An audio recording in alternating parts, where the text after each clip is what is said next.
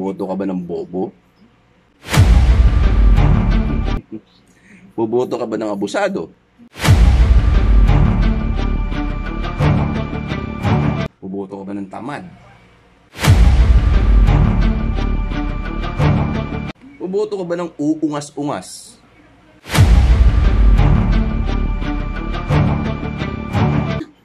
Boboto ka ba ng scammer? Or boboto ka ba ng maoy?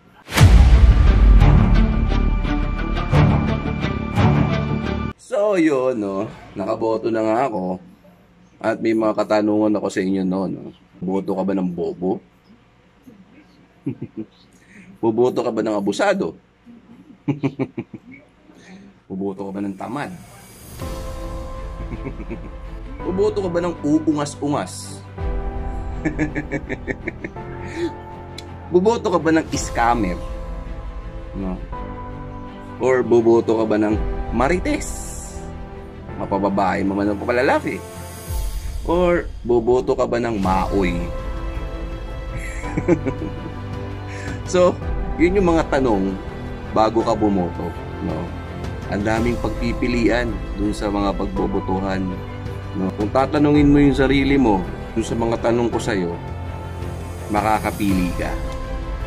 Sus, itigil na natin yung kagawian, nakagisnan na kultura sa pagpili ng mga sa pinakamaliit na posisyon dito sa politika ng Pilipinas.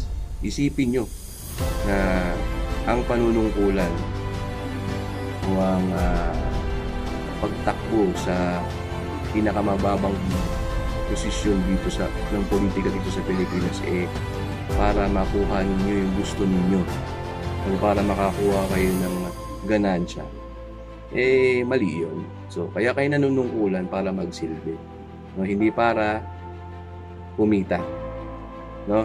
Or makaganti kayo dun sa taong kinamumuhian ninyo, no?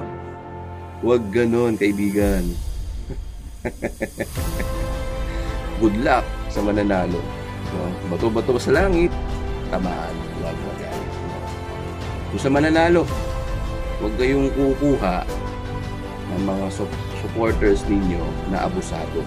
Yan ang ikasisira ninyo. Promise. No?